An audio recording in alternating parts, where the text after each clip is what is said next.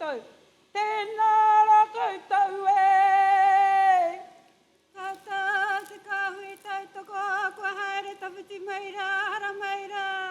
Hara mai ki tara ruaruahine, ki ngā waituku kiri o Manawatū o ruahine, hara maira.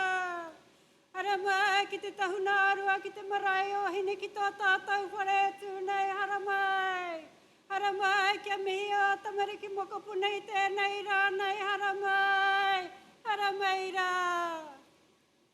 Tagihia, mihia, ingatini mate, kua kawea mai rā tātou e mautunu nei, I te pare kawa. Tagihia ngā roi mataroa, ngā mahuetanga, I hapai nei ngā kaupapai. Ara mai, hoki wairua mai rā, ki te tātou hui ngai. Tātou ngā ihuputo tēnei tau nei, tēnā koutou. Tēnā koutou I whakarangatirahi anei tō whare wānangi tēnei rānei, tēnā koutou. Nei a te kunanga ki pūrehu roa mihi nei. Nei rā te kunanga ki pūrehu roa whakatau nei koutou ki roto ki tēnei hui whakapūmau. Tēnei tō whare wānanga e mihi nei, tēnā koutou. Tēnā koutou huri tō tātou whare, nau mai, rarau mai rā.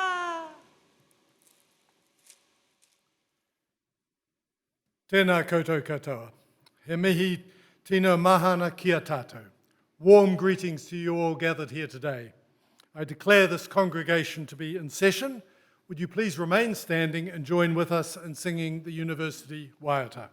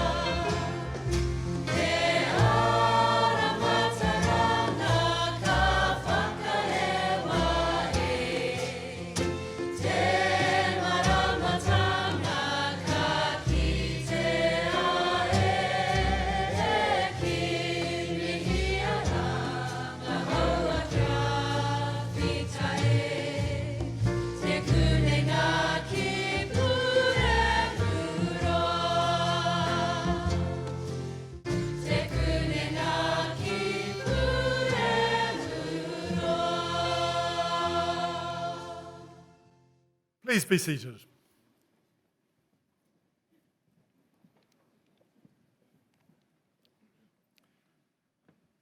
Tēnā tātou katoa. Ka tangi tonu ki ngā mate e moi koutu. Kia tātou he hui nei e he mihi mahana. Ki te mana whenua ki a rangatani o Manawatū, tēnā koutou katoa. Ki ngā whānau o ngā ākonga, ka mihi, tēnā hoki koutou. No mai ki tukunenga ki Puhiharoa ki Manawatū, ki Papioia, ki tēnei whakapōtaitanga hei whakanui I ngā ākonga. Kia koutou ngā ākonga. Kua tutuki, kua ea, ka pai. A kate, tēnā koutou, tēnā tātou katoa. And for those of you who are not familiar with Te Reo, basically what I just said was I gave greetings to everybody here. We paid respects to those who have passed recently. We pray that they journey on and rest. To us, the living faces who have arrived, greetings to us all. The holders of the life force of this land, Rangatani o Manawatū, I acknowledge you. To all the families of the students who've come from afar and from nearby, I also greet you. Welcome to Massey University. to Manawatū, to Palmerston North, to this graduation to celebrate our graduands. And to you, the students, you have successfully completed the task. Excellent. Well done. Therefore, greetings to us all.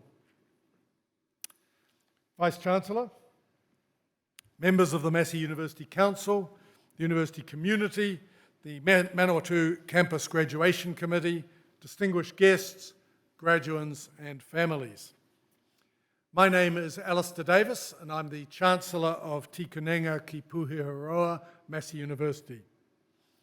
In this role, I'm responsible for guiding the university's management and strategic vision to ensure that we deliver excellence in education. It's also my great privilege to lead this ceremony today. Firstly, I'd like to extend a warm welcome to Massey University's new Vice-Chancellor, Professor Pierre Venter.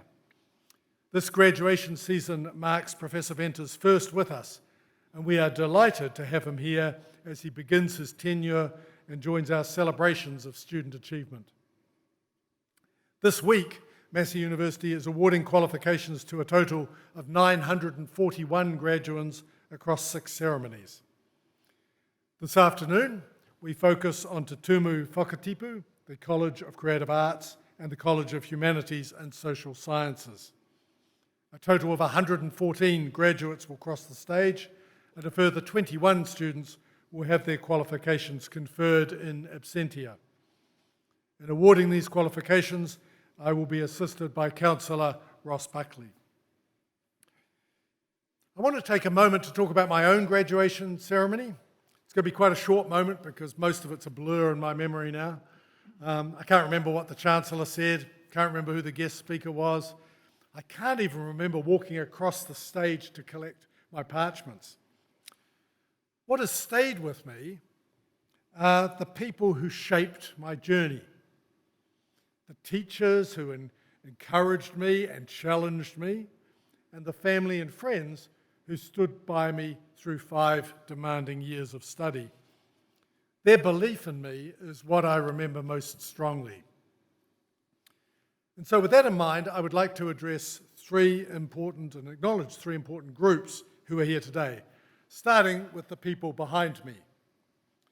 Because on this stage are many of the academic staff who have guided you through your study journey, imparting their knowledge and their wisdom to help shape your learning and growth. Many of them have invested countless hours to ensure that you could succeed. And so your achievements are, in many ways, their achievements too. So to all of you, I extend my deepest gratitude, and not just for your efforts in teaching. Universities are catalysts for progress. The research that underpins everything that we do drives innovation, and it fosters the discussions that help build a better and more progressive society.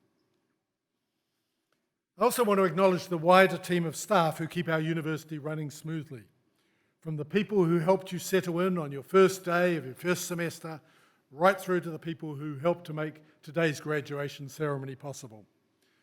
With more than 2,500 staff dedicated to making Massey a leading university, I thank you all for your contributions.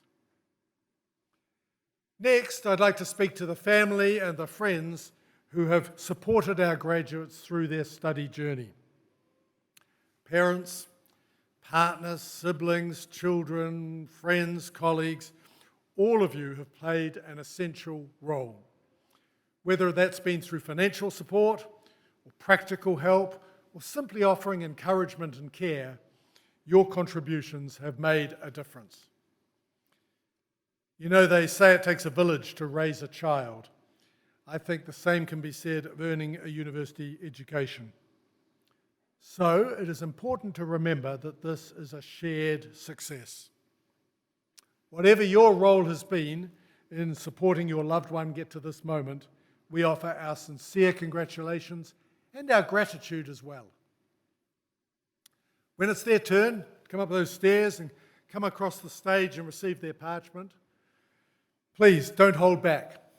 Applaud, cheer, whistle, waiata, haka, whatever seems right to you. Let them know your love. And the final group I want to acknowledge, of course, is our shining lights, our graduates. Congratulations. You have achieved something truly significant. Earning a university qualification is no small feat. And on behalf of Massey University, I commend you for your hard work, your dedication, and your perseverance. You have truly earned this success.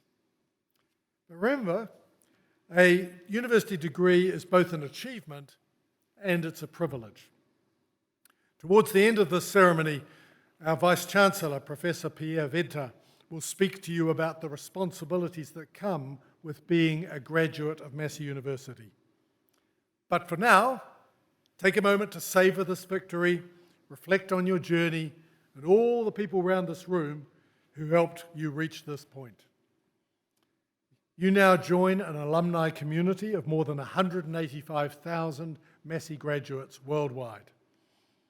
Your time here has equipped you with knowledge and skills and experiences that will serve you well as you step into the next chapter of your life.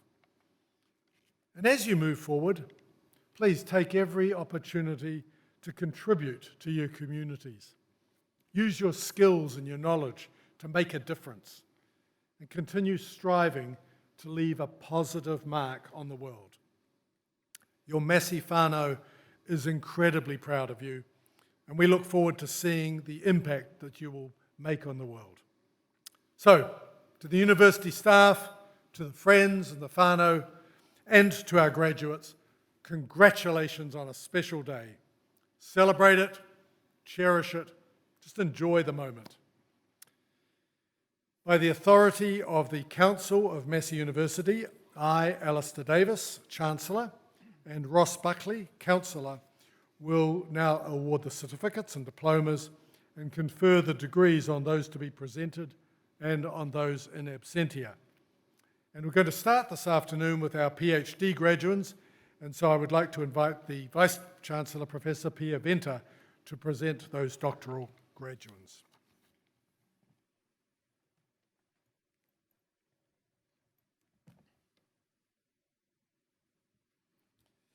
Chancellor, a doctorate, either a PhD or professional named doctorate, is the highest research degree awarded by the university. The successful completion of a doctorate represents a significant achievement.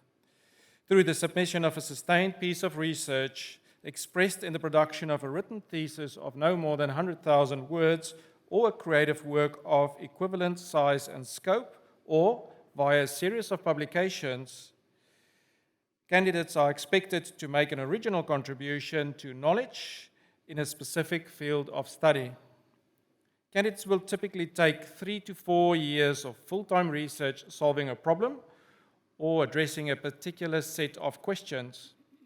An international panel of experts then examines the resulting body of work through both written and oral examination. Doctoral research is challenging and represents a huge commitment to advancing research and scholarship. We honor the achievement of our doctoral graduates by inviting them to come onto stage, thereby formally welcoming them into the academy and scholarly community and acknowledging their entitlement to be called doctor. Chancellor, I have the honor to present for graduation in the degree Doctor of Clinical Psychology the graduates I'm about to name. You can come, Hannah. Hannah May Zimmerman.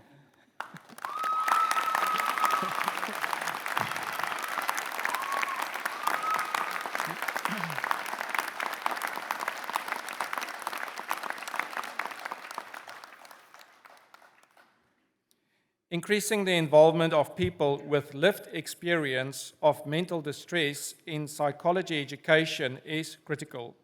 Ms. Zimmerman recruited clinical psychology students across Aotearoa to complete stories about lived experience teaching. The stories highlighted social understanding underlying students' perspective. Her findings demonstrate the need for shifts in how knowledge is valued within psychology to ensure meaningful lived experience involvement. Chancellor, Dr. Zimmerman.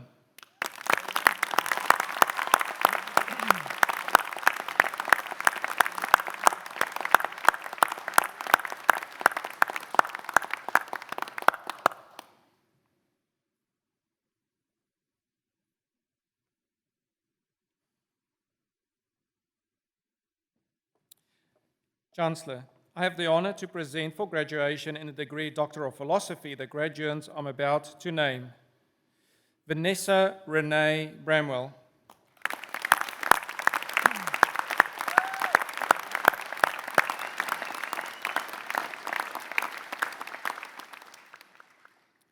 Ms. Bramwell's research examined the way that language in policy and field manuals in the United Nations Child Protection Framework characterize children affected by armed conflict, and ways in which these characterizations show up in field training and response.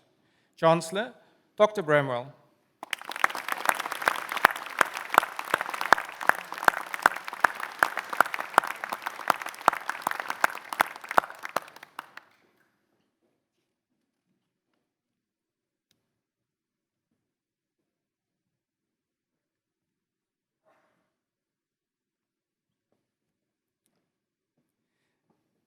Diana Waimarie Hami.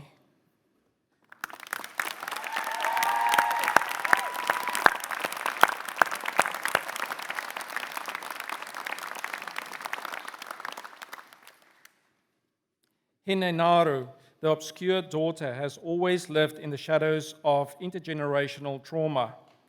This changed when she began a healing journey led by Wairoa, grounded in whakapapa and expressed through wananga. Using Te Putaki, Hinegaro released the soul wounds she inherited. She transformed her circumstances and attained intergenerational healing. Finally, she was free. Chancellor, Dr. Hami.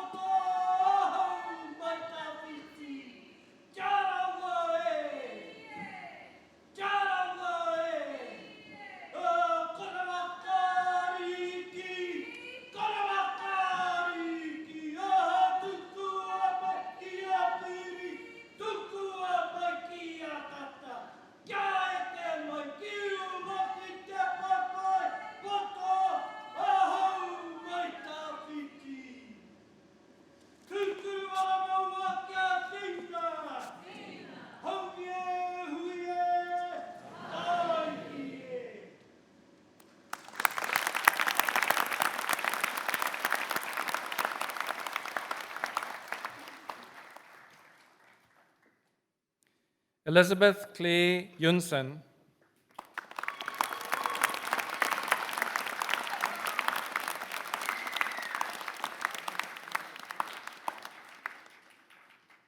The Orofaro River is most often storied by dominant settler narrative. Through research on her boat Rosemary and in a local community, Ms. Yunsen has written an ethnography of the river and brought to light the hidden and subordinated Orofaro knowledges. Ultimately, knowing, becoming, and belonging are shown as relational, embodied, and amongst the widths, shaping lives and reshaping place. Chancellor, Dr. Yunsen.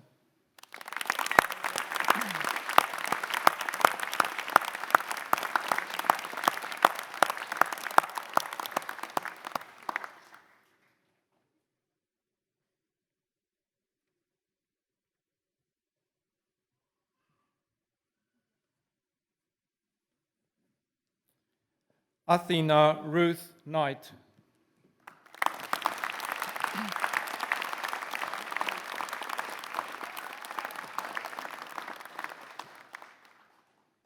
Ms. Knight investigated representation of Western women's experiences in Japan through literary fiction written by Gaijin women.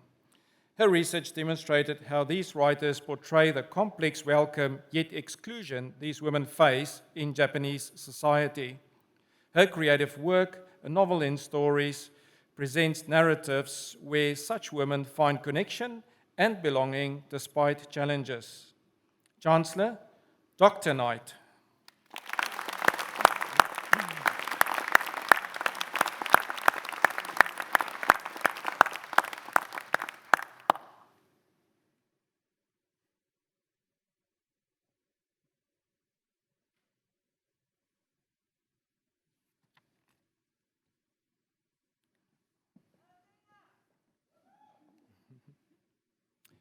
Kaunokpan Tongpong.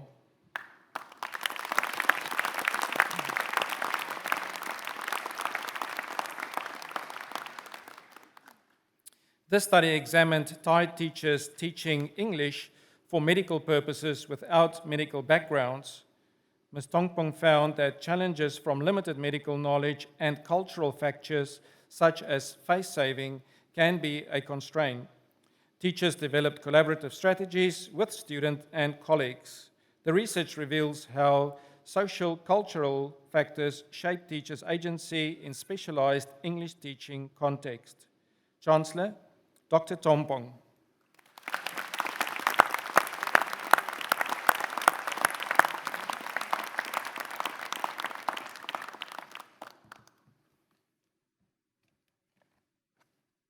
Thank you, Chancellor.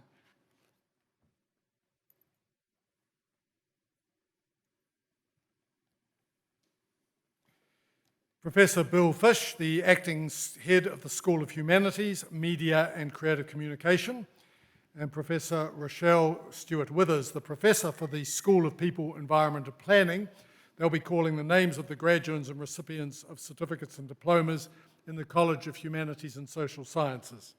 And on that side of the stage, Professor Cynthia White, the Pro-Vice Chancellor for the College of Humanities and Social Sciences, will be handing out the parchments.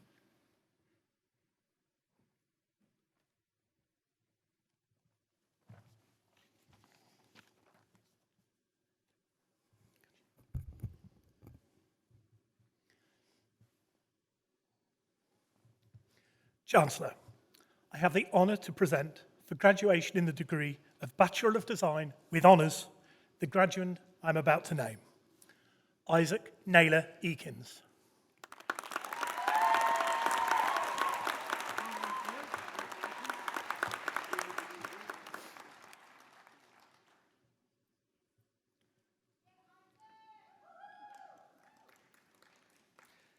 Chancellor, I have the honour to present for graduation in the degree of Master of Analytics the graduate I'm about to name, Hanacho Ezebono Oku.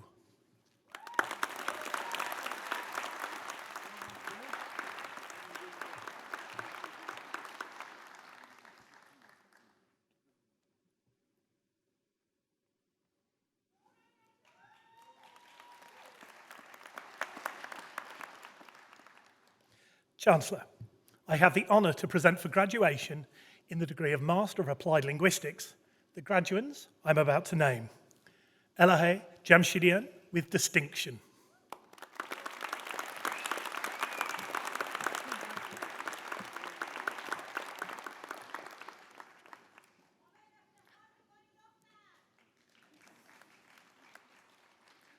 Huiwen Cho.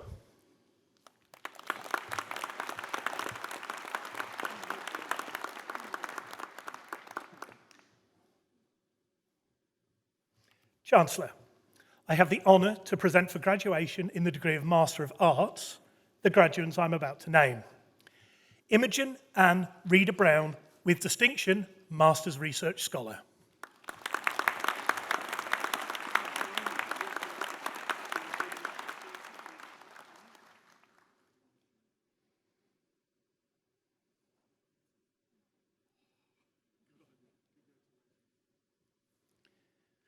Lawrence James Gordon with distinction.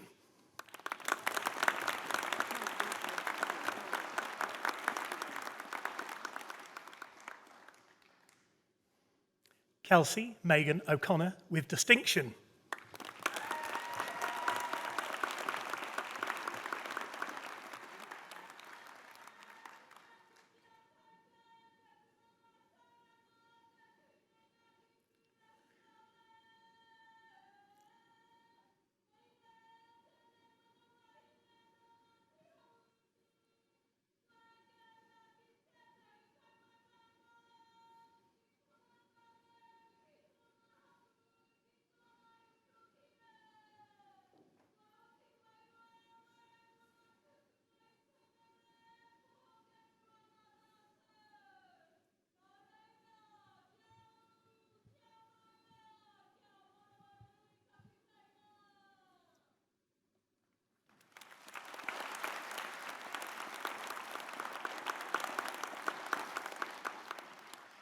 Charmaine Patricia Sutherland, with distinction.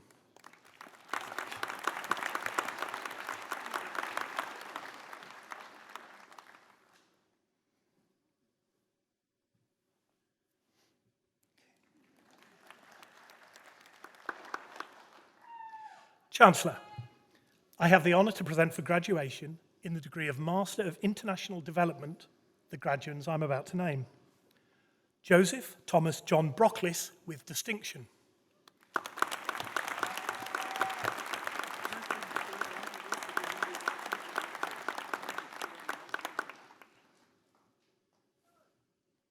Esther Rachel Pickering, with distinction.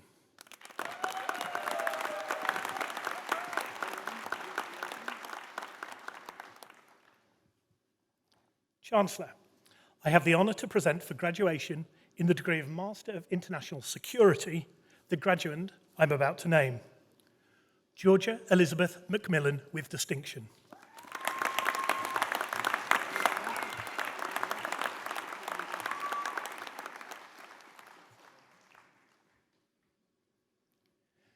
Chancellor, I have the honour to present for graduation in the degree of Master of Resource and Environmental Planning the graduand I'm about to name. Caden James Brisky, First Class Honours.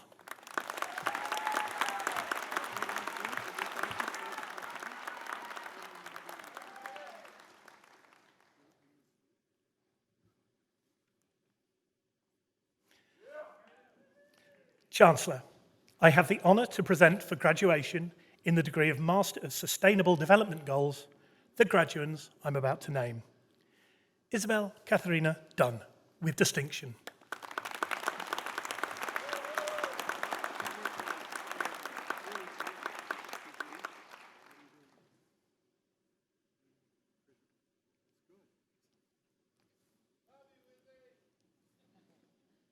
Shova Narula, with distinction.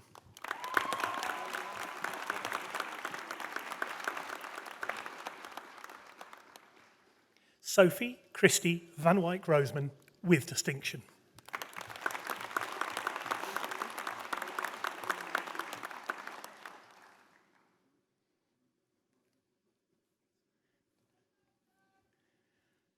Donna Monique Walker, with distinction.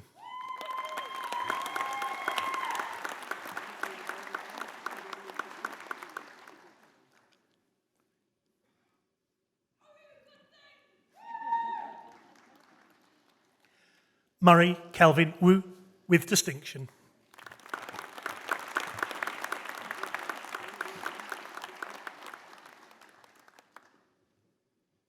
Chancellor, I have the honour to present for the Postgraduate Diploma in Arts the candidates I'm about to name.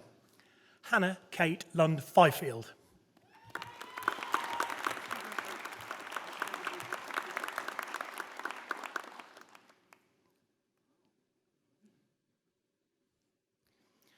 Channa Mahindra Rajasuriya, with distinction.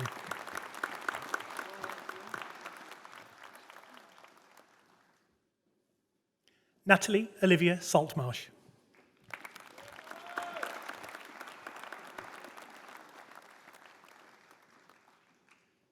Kyla Ray Titchbon.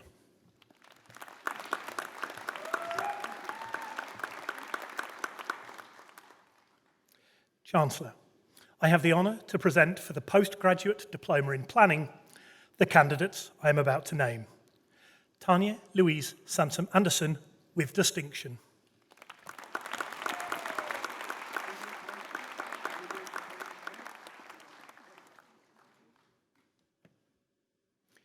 Hilary Jane Webb, with distinction.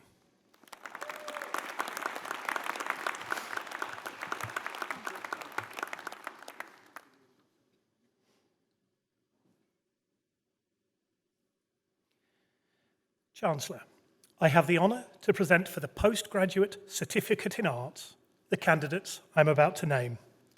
Hannah Ruth Renee Sandbrook.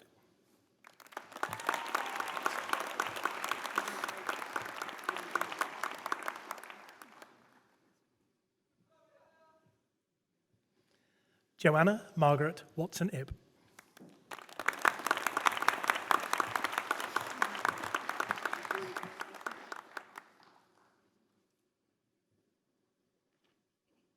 Chancellor, I have the honour to present for the Graduate Diploma in Arts the candidates I'm about to name.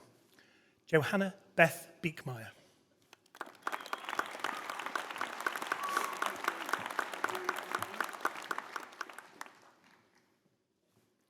Michael John Daly.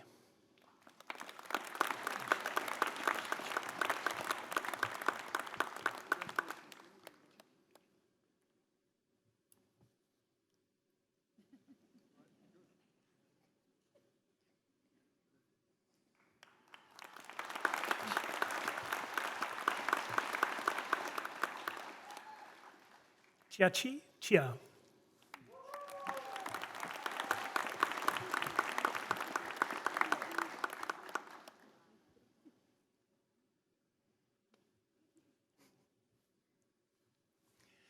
Philippa Catherine Scott Castles.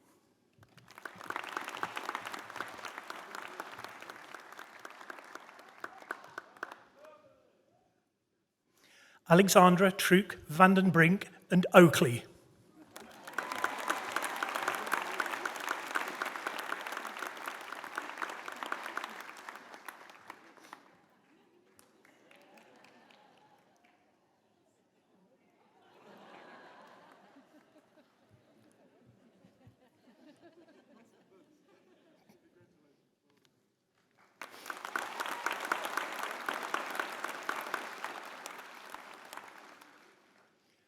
Chancellor, I have the honour to present for the Graduate Certificate in Arts the candidate I'm about to name. Catherine Ann Ivory.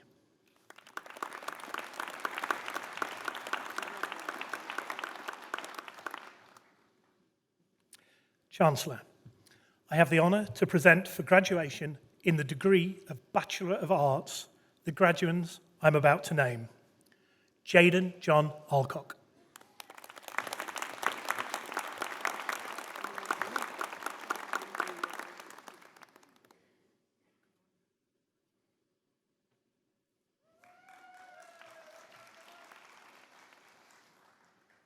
Ethan Mitchell Barrett.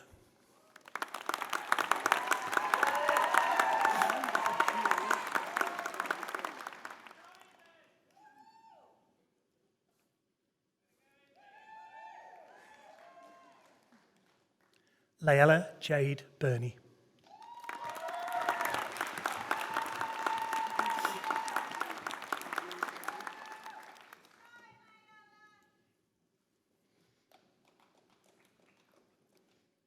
Olivia Louise Bovey.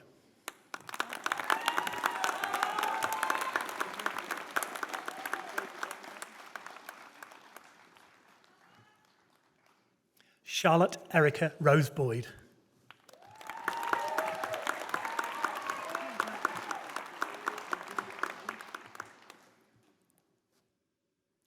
Nicola Laura Burnell.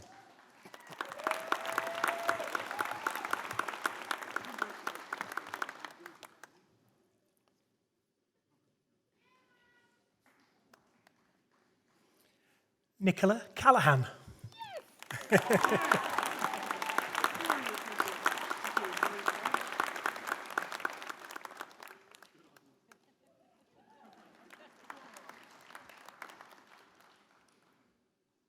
Layla Rose Gamoosh Connor.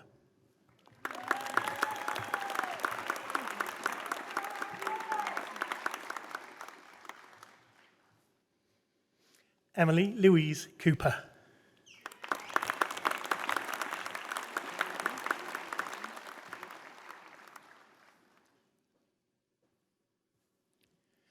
Tiana Siobhan Cooper.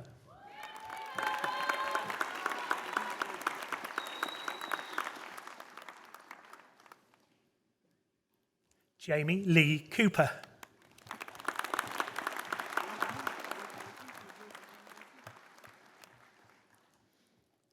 Emily Kate Richardson Davis.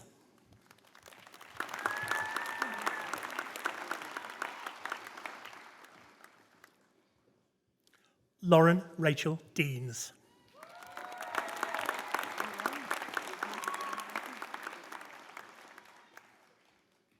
Sarah Louise Edmonds.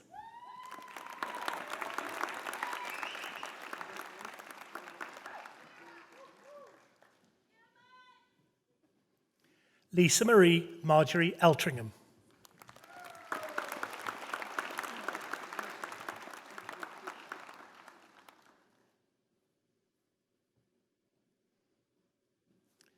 Campbell Frederick Gary Franklin.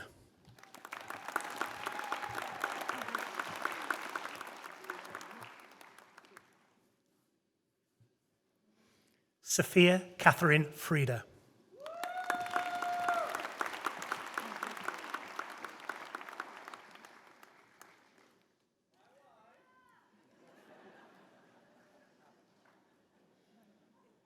Jack Vern Helms.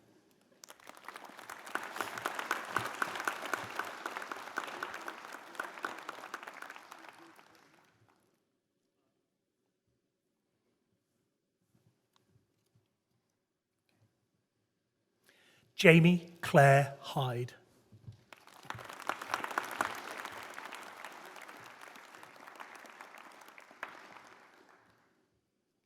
Orlando Sam Goodwin Jans.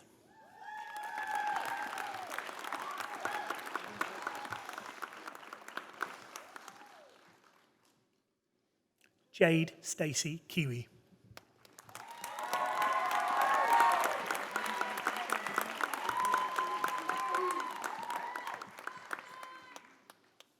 Iksha Ganvi Kumar.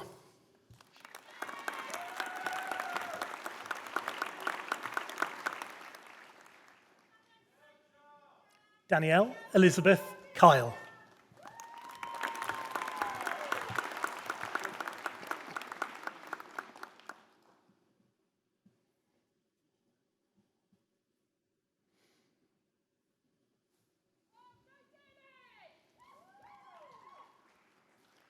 Daniel Liam Lampkin.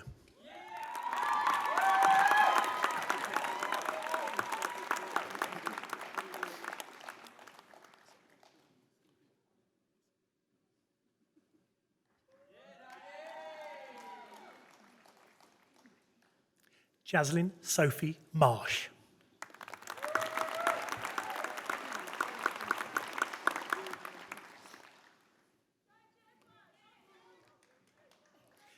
Elizabeth Jane McMenamin.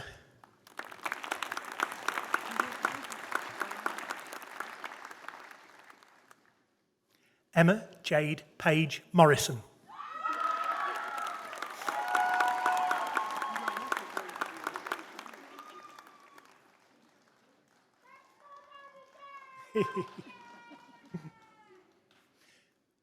Jacob Lewis Moss.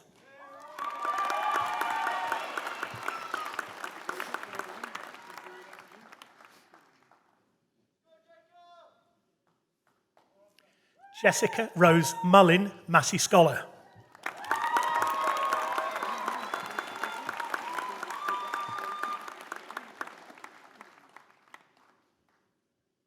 Lillian Jennifer Nielsen.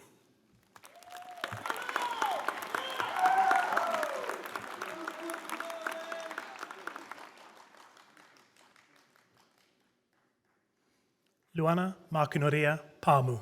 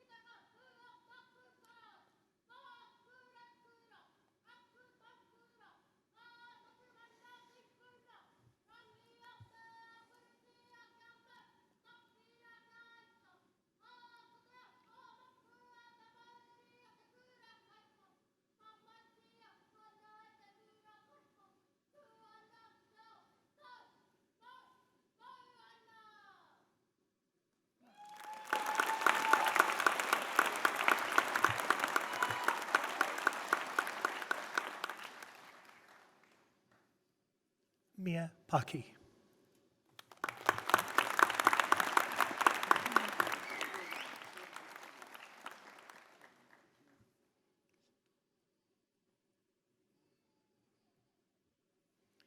Savannah May Pearson.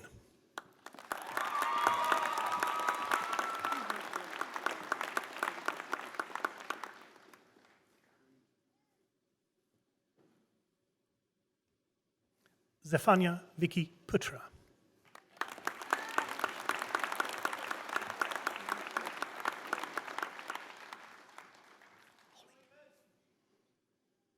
Holly Christine Rennell.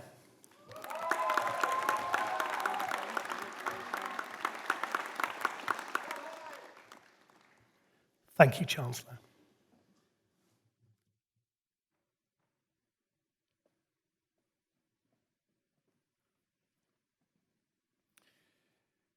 It is now my pleasure to invite Professor Kirsty Ross to address the graduands. Professor Ross completed her Bachelor of Arts with a first class honours and then her PhD and a postgraduate diploma in clinical psychology through Massey University. She is a registered senior clinical psychologist, a professor in clinical psychology, and the head of school of psychology at Massey. Dr. Ross has worked with children, young people and families for over 25 years. For the past 20 years, she has seen clients through the psychology clinic on the Manawatū campus, where she has specialised in working with whānau of people who have long-term and or terminal health conditions, particularly cancer. Dr. Ross also specialises in working with people with anxiety and trauma, especially adverse childhood experiences and complex trauma. Dr. Ross's values, focus and knowledge as a clinician guide and inform all aspects of her work. This encompasses a developmental and family systems perspective centred around a recovery model and a holistic view of well-being. Dr. Ross works with clients to enhance existing strengths within individuals, family and communities, to prevent serious forms of mental distress and illness, and foster mental health, well-being and resilience. Please join with me in welcoming Kirsty to the stage.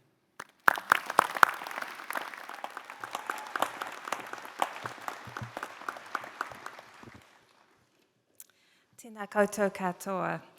I te taha o toku mātua, no ko te rangi no Aotearoa hoki ia. I te taha o toku whaia, no Ingarangi no Wira hoki ia. Kei pahi atua o rawa kāinga, ko Jeff Ross toku papa, ko Jane Ross toku mama, ko David Jamieson toku mātua whāngai, ko Kirsty Ross toku ingoa. He aho te tumuaki o te kura Hininaro, he kaimātai Hininaro mātua aho no te kunina ki Puri Huroa. Nō reira, tēnā koutou, tēnā koutou, tēnā koutou katoa. Thank you, Chancellor, Vice-Chancellor, University Council members, senior leadership team for this honour to be speaking to you, the graduates, today, as you celebrate your achievements with your family and whānau. Today is a day to recognise your journey and all that it has taken to reach this milestone. Some of you have had support and share your success with loved ones today. Some of you have had more of an individual path to this point, and I particularly salute you. Some of you have followed in the path set by others, and some of you have looked at the path others have walked and decided to make a new one. And now is the time to move forward with the next steps in your career. I didn't always plan to be a psychologist. The first job I remember wanting to be was a truck driver. Then I wanted to be a gymnast, which was a little bit tricky because I was born with spina bifida and I have a leg that doesn't work very well. Then I wanted to be a vet until my dad told me how vets test cows as to see whether they're pregnant. If you know, you know. And then a zoologist, an accountant, and then a lawyer.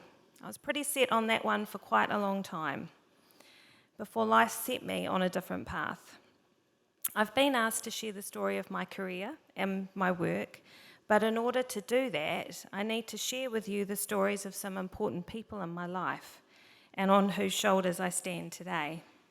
I am the result of those who have gone before me in my family, whose values I have inherited, and who modelled to me principles that I continue to live by today and that influence my work, and they stand with me in spirit today. I hope you indulge me as I tell you the story of my family. My father's family came to the Wairarapa from Scotland some generations ago. Our family tree traces proudly back to Scottish warriors. My grandparents were Doug and Vi Ross.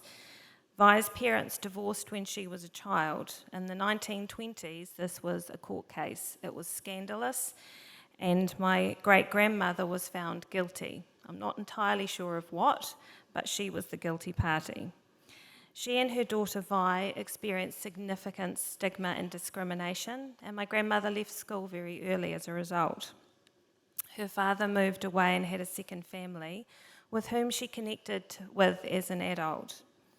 The loss of her family and education really shaped Vi's life, and so she ensured her children and grandchildren knew the value of both.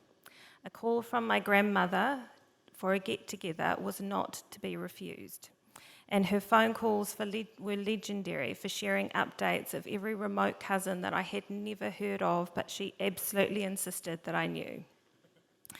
Doug served in the war in World War II in Europe, and the shrapnel in his face bore witness to horrors that he never spoke of, but that affected him and the whole family significantly. My father, Jeff, was born during World War II, and the traumas of the war impacted his childhood and his life hugely. My mother, Jan, was born in England to an English father, Fred, and his Welsh wife, Myra. Myra came from a family that was creative and artistic and highly valued education. She was remarkably well educated for a woman of her generation, and she was trained as a teacher. Her brother became a university professor in Wales. Once again, World War II shaped Myra and Fred's lives significantly. Fred served in the RAF during World War II, and he flew over the English Channel searching for pilots who had been lost and returning them to their families. Myra taught in London during the war, during the Blitz. Her first fiancé was killed in action, and I have the engagement ring he made her just before he died. So when Myra met Fred, there was no mucking around, and 3 weeks after they met, they were married. Fred was heading off to Italy, and thankfully, he survived and returned to Myra.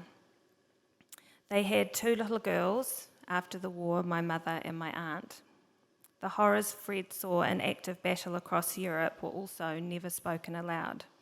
Fred was a quiet, gentle man who hated any conflict and bore the marks of war on him with quiet dignity. After the war, they sought a safer, quieter life, so they moved to New Zealand when my mother was 6. They arrived in Clareville, Carterton, in the 1950s, and Myra became the first female principal of a primary school in New Zealand, for which she received the New Zealand Suffrage Centennial Medal in 1993.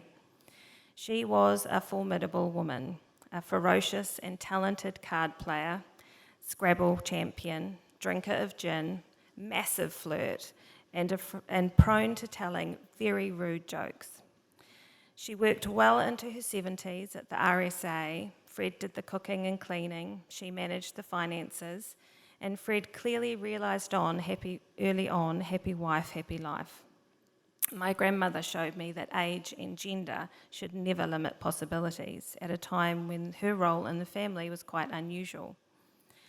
Myra and Vi both had to start again in life for different reasons and had to build a community and a family when theirs were lost. They cared for children who were disempowered, knowing that having someone believe in them could change a child's life.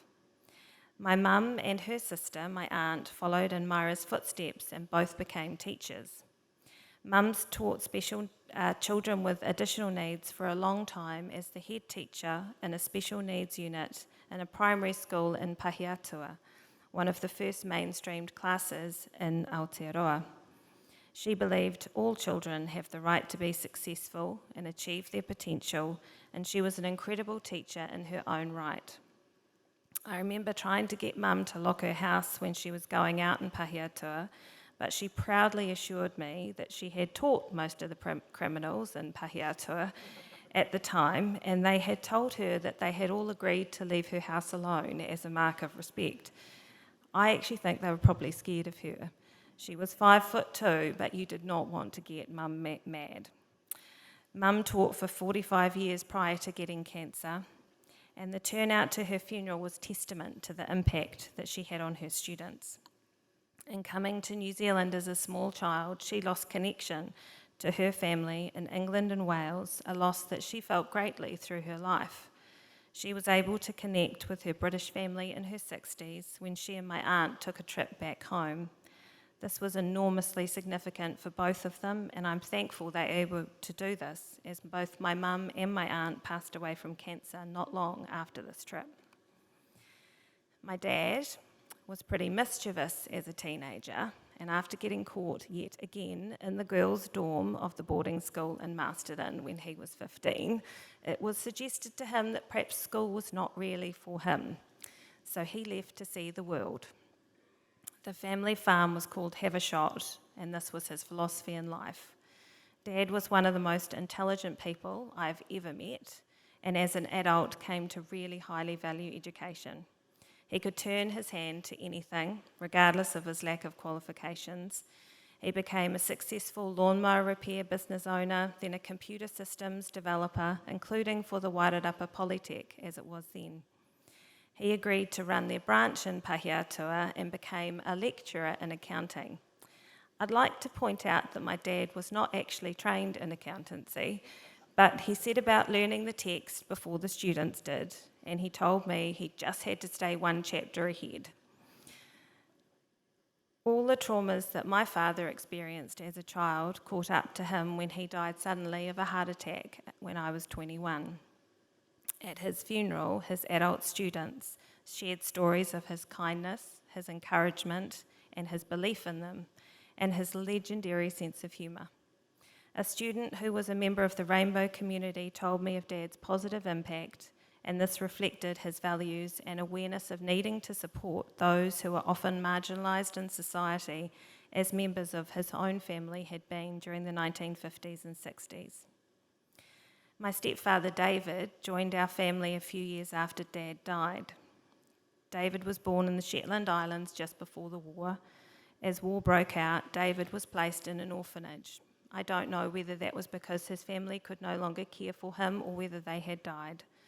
He spent 11 years in the orphanage before being placed on a ship to New Zealand, along with hundreds of other children, just after the war.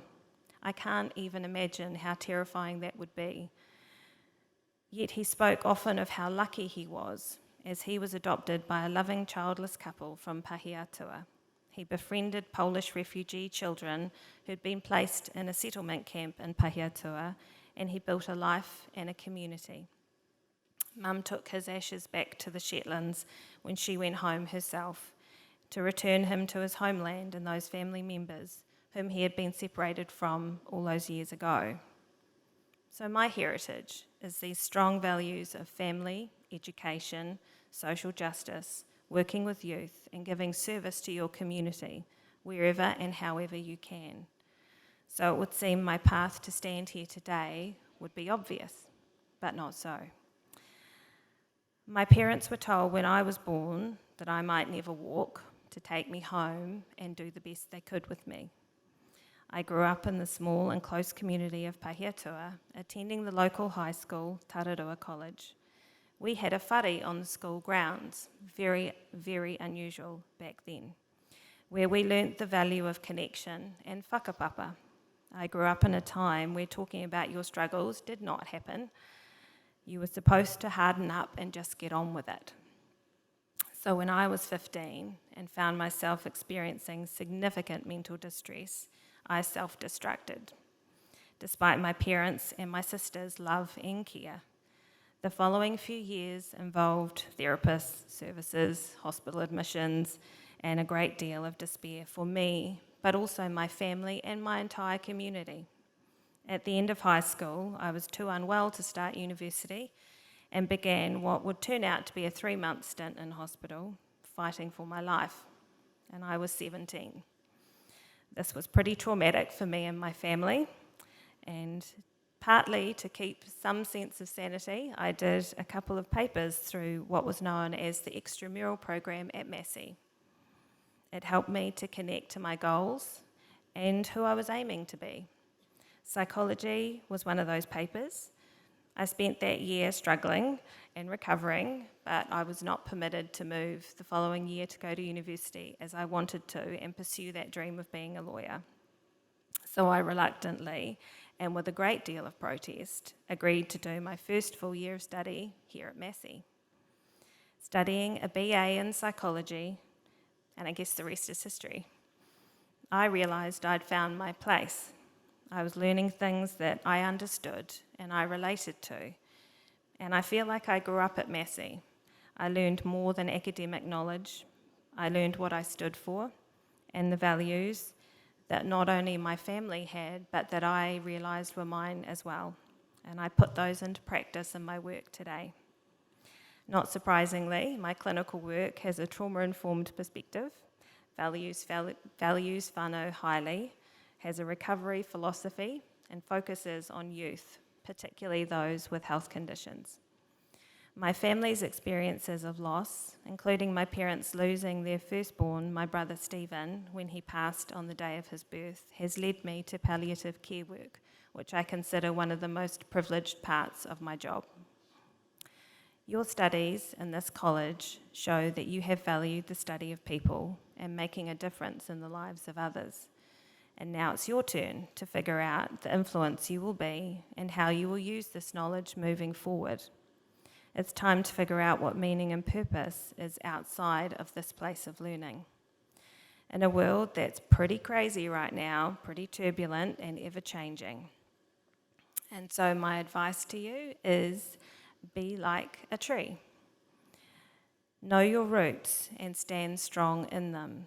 Many people here will have stories of dislocation, trauma, mental distress in their family, and courage and strength and religion and the power of connection. These stories are your heritage. Get to know them, stay grounded in your roots and the values you've been gifted, and you'll be able to adapt to change and remain steady in stormy weather. Rumi said, be like a tree and let the dead leaves drop. Let go of what no longer serves you and make room for new growth. Trees grow toward the light, knowing that this will nourish them. So move toward things that are healthy and helpful and turn away from things that stop you from flourishing. Feed the soil that you grow in, bend before you break, adapt to the seasons, and know that storms will pass. Trees build resilience through connections with other trees. We are stronger together. Share resources and knowledge. Life is not the competition people think it is.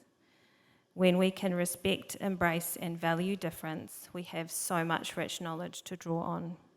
Consider the imposter syndrome, because if you don't have it, it's coming, to be your humility, with anxiety thrown in to keep you honest. Smart people know they can't and won't know everything. They'll learn from others, and they'll continue learning for the rest of their lives. And finally, trees provide shelter for others. Be of service to others, and you will find a life full of happiness and meaning. Ruth Bader Ginsburg said, if you want to be a true professional, you will do something outside yourself, something to repair tears in your community, something to make life a little better for people. My work, particularly in paediatric palliative oncology, has taught me the power of simply being present, showing up, and giving space for someone to lay down their troubles, even momentarily, and let me hold them for a while. In times of distress, feeling alone creates additional suffering, and when people feel seen, heard, and understood, that is powerful and healing. Maya Angelou said, I've learned people will forget what you said, they will forget what you did, but they will remember how you made them feel. So as you leave here today, take your knowledge and skills and use them in a way that brings you joy, meaning, and purpose. Be like a tree. Strong roots steeped in the stories and gifts of those who have gone before you and your values. Build strong connections built on authenticity and common purpose, and be shelter for those who need it. I wish you every happiness and success. Thank you.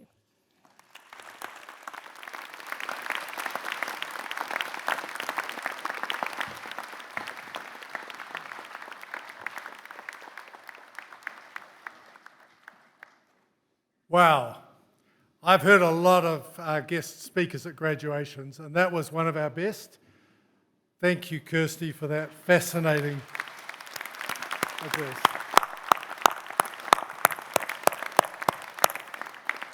Wow.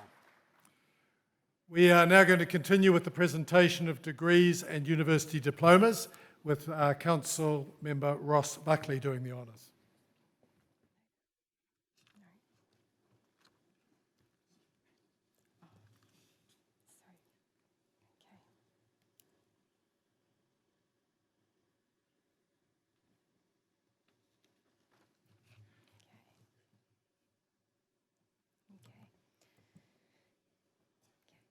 Councillor, I have the honour to continue to present for graduation in the degree of Bachelor of Arts the graduates I am about to name. Kane Ritchie.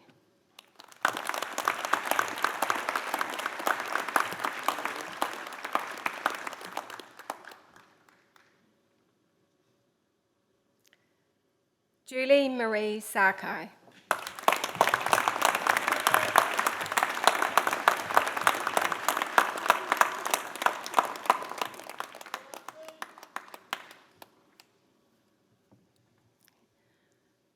Lenora Diana Elohi Sassani.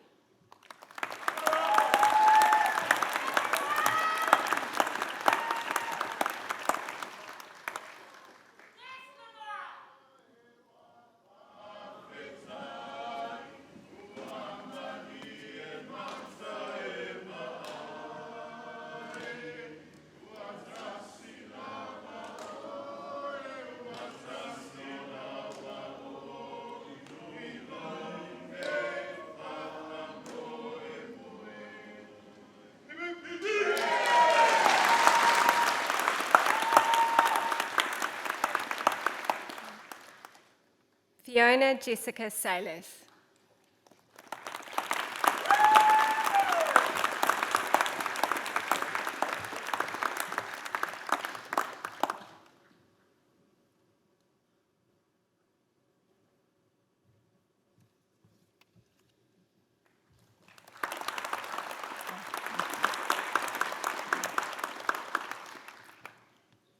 Abigail Rose Saul.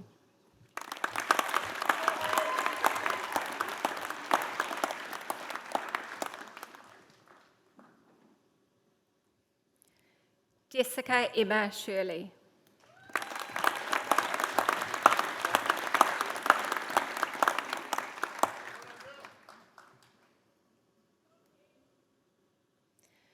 Brodie Marie Smith.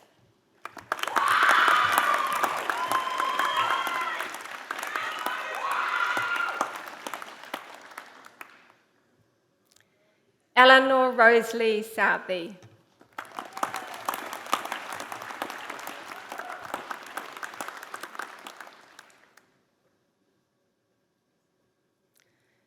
Tyler Page Stevens.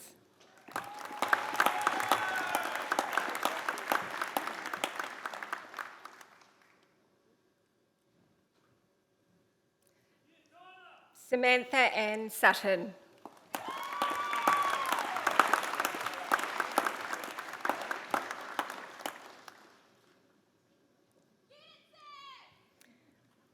Wing Lam To.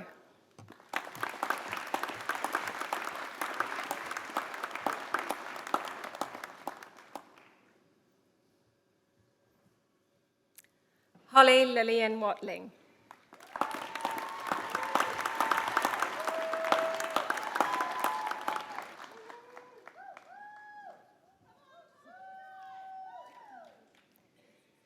Sydney K. Welch.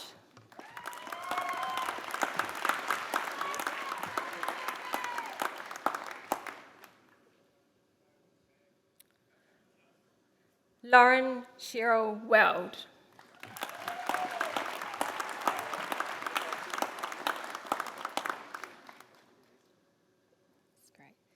Mia Grace Williams.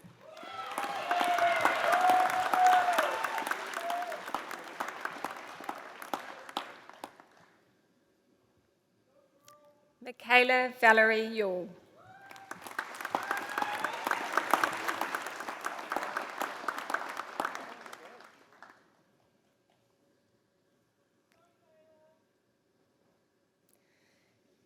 Councillor, I have the honour to present for graduation in the conjoint degree of Bachelor of Arts and Bachelor of Business the graduate I am about to name.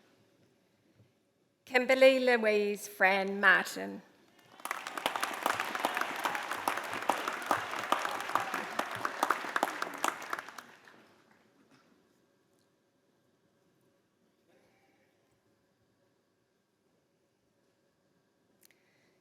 Councillor, I have the honour to present for graduation in the degree of Bachelor of Communication the graduates I am about to name. Ella Kirsten Cross.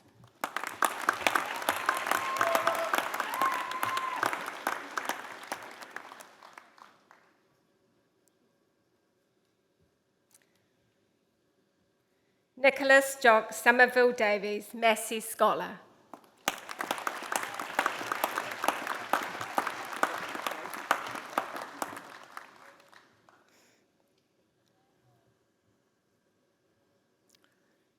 Zoe Grace Giddens.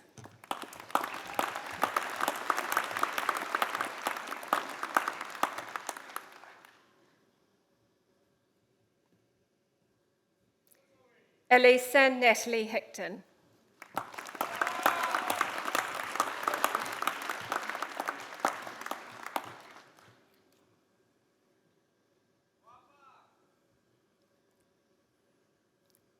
Paige Ann Little.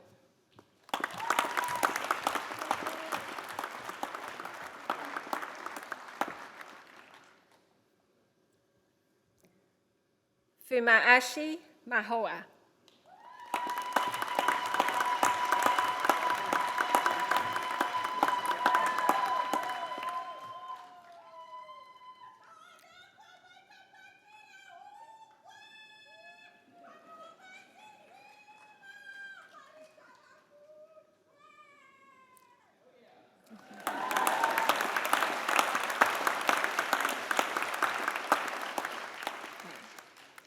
Elizabeth Ann Moyson.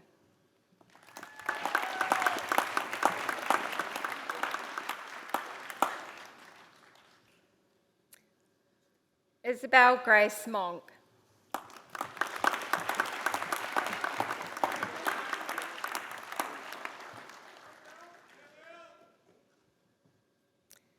Ashley Kate Marie Parkinson.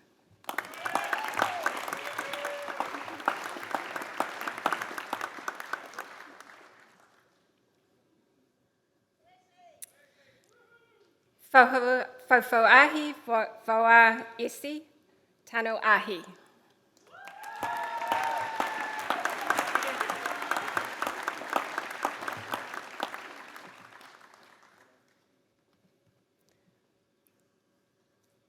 Favara Jupikova.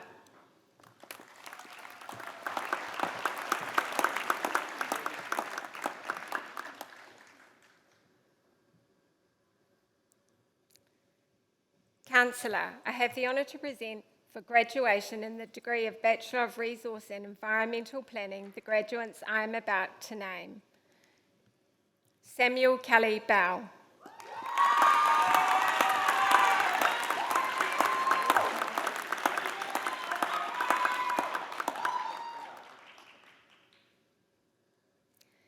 Adelaide Miriama Campbell, First Class Honours, Massey Scholar.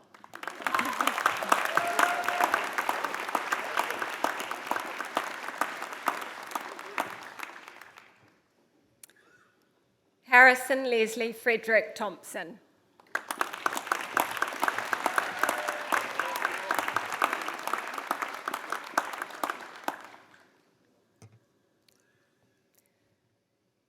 Councillor, I have the honour to present for the Diploma in Arts the candidates I am about to name. Ethan Michael Costillanos.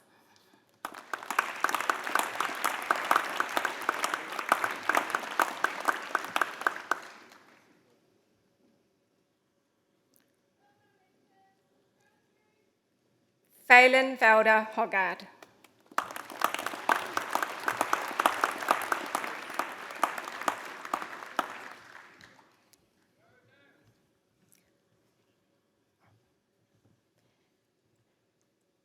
Angela Milner.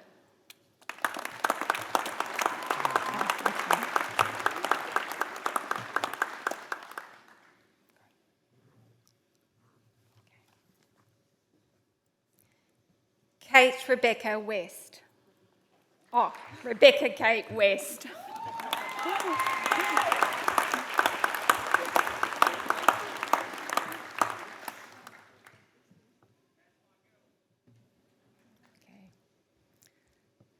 Councillor, I have the honour to present for the Certificate in University Preparation the candidate I am about to name.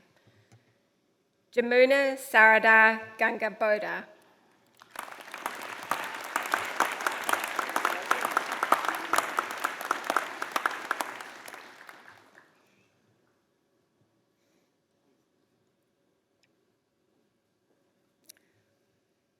Councillor, I have the honour to present for the Certificate in Foundation Studies the candidate I'm about to name. Kezia Emma Rose Broughton.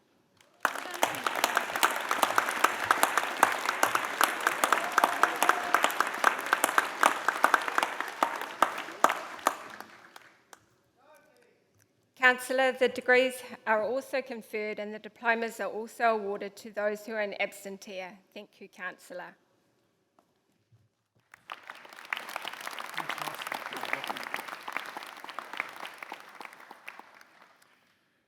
It is now my pleasure to invite Hannah Zimmerman to make the valedictory address on behalf of the students. Hannah Zimmerman is graduating today with a Doctor of Clinical Psychology. She grew up in Whanganui and completed her undergraduate and honours degrees in psychology at the University of Otago before moving back to Manawatū in 2021 to join the clinical psychology program here at Massey. Hannah describes her interest in psychology as first and foremost being an interest in people and human experiences, and a highlight of her education is being taught by people who have lived experience of mental distress. Hannah's doctoral research, supervised by Professor Joanne Taylor and Dr. Catherine McGuigan, focused on student perspectives of lived experience in clinical psychology. As an aspiring ally, Hannah is passionate about contributing to the advancement of lived experience knowledge in her field. Hannah recently presented her research as part of a symposium on lived experience in psychology at the New Zealand College of Clinical Psychologists Conference, where she and her peers were awarded the conference's Student Award. She currently works as a clinical psychologist at the Massey Psychology Clinic. Please join with me in welcoming Hannah to the stage.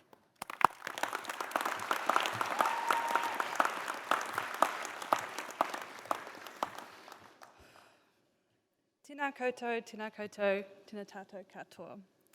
Thank you, Chancellor, Vice-Chancellor, distinguished guests, staff, family, friends, and fellow graduates. It is an honour to be celebrating this milestone with you today, something that for many of us, including myself, represents not just an academic achievement, but a deeply personal one. Everyone will have their own challenges that they've persevered through to get here today. I think all of those stories are really important, and I'm just going to share a little piece of mine today. So for me, this university journey has been difficult at times. When I first started in the clinical psychology program here at Massey, and I was being asked to apply my, until that point, purely theoretical knowledge in my real work with people, I was filled with a huge amount of self-doubt, anxiety, and insecurity. I realised that I had become very comfortable with tests and assignments and much less comfortable with the actual doing of my discipline. In some difficult years, I questioned whether I could do it. I contemplated quitting. I repeated a year of study at some point, and with a lot of hard work and the support of staff members, my supervisors, my peers, Massey support services, and my friends and family, I was able to get here today. And I wanted to share that because at the time it very much felt like I was failing. But in those years, I actually had some of the most important learning experiences that I had at university. I learnt to lean into discomfort because that's where the most important growth comes from. My struggles that I had helped me to build human connections and gave me a greater empathy for my clients and the people around me, which has been far more important to me than any academic success. It taught me to close this imaginary distance that I had created between myself and what I was learning about. And I learned that study can be really, really hard. But if we can persevere, we have the power to make knowledge that improves our disciplines and our communities. And finally, it taught me that humility and a continued willingness to learn and unlearn will take me much further and be much less stressful than striving to be an expert or to do things perfectly. And so these days, a lot of my anxiety is a lot more existential. It's fair to say we're living in pretty unprecedented times with a lot of instability, crises, disasters. And I try to cope with that by focusing on the small changes and actions that I can make. And although sometimes I feel doom and gloom, it's hard not to feel hopeful in a room full of creative arts, humanities, and social sciences graduates who are very well equipped to make those small positive changes in whatever you do next, whether it's work or further study or something else completely. So I hope that we all continue to lean into the discomfort, to do hard things, and to use what we have learnt here to make the world around us a better place, while also celebrating these milestones along the way. Woo! Thank you.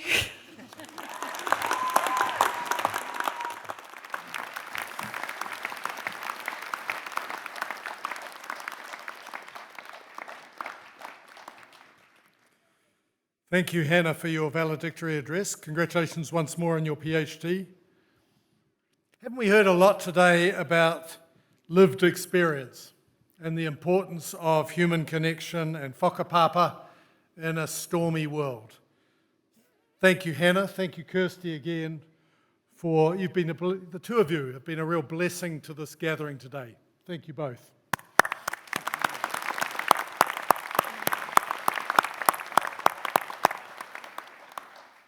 I would now like to invite Vice-Chancellor Professor Pia Venter to address the graduates.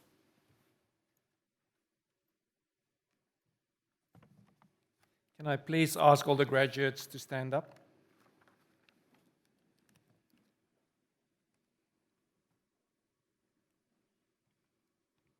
Tēnā anō tātou, iwiwi mai anaki kunei I tēnei rā, mena whānau, mena hoa. Me mihi ka tika ki te mana whenua, ki a rangitāne, nō reira tēnā koutou katoa. Graduates, I want to build on the lovely stories you heard from Professor Ross and Dr. Zimmerman. Ko te manu e kai ana I te miru, nona tēnā here. Ko te manu e kai ana I te matauranga, nona te ao. This is simple but powerful idea in these words. The bird that feeds on the berries of the forest belongs to the forest, but the bird that feeds on knowledge belongs to the world. And today, you're that bird. Your qualification opens the door to many possibilities. It gives you access, credibility, but very importantly, it gives you opportunity. What matters most, though, is not that door that opens. It's how you choose to walk through it. It's how you show up. It's how you show up in moments of pressure. It's how you show up when no one's watching. It's how you show up when you're called to lead. It's how you show up when you're called to serve. It's how you show up when you have to make decisions that matter. Your time at Massey has given you knowledge but more importantly, as the previous two speakers have said, it shaped your judgment, your values, and your responsibility to others.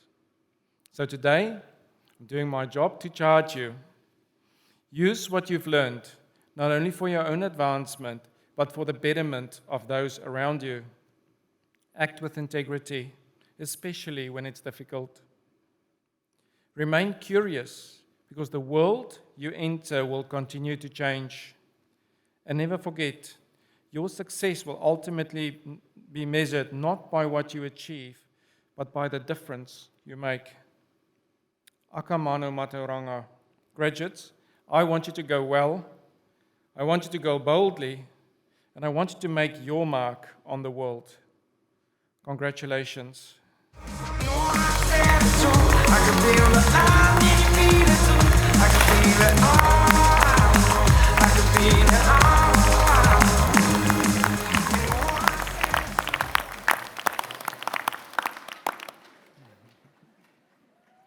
You may be seated.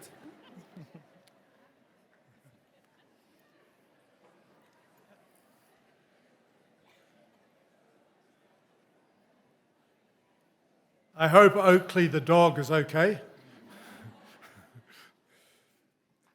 We just coming to the end of this ceremony. At its conclusion, can I ask that guests remain in your seats until we have processed out of here and we'll be assembling out on Broadway Avenue.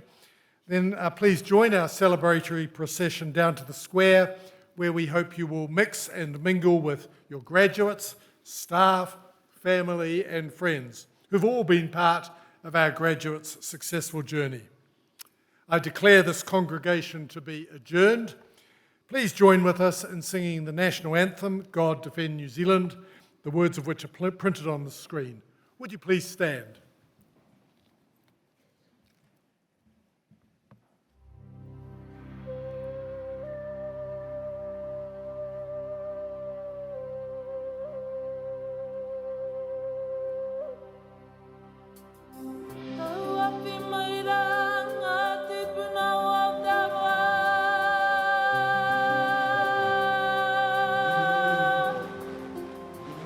Kia piri, kia tato mai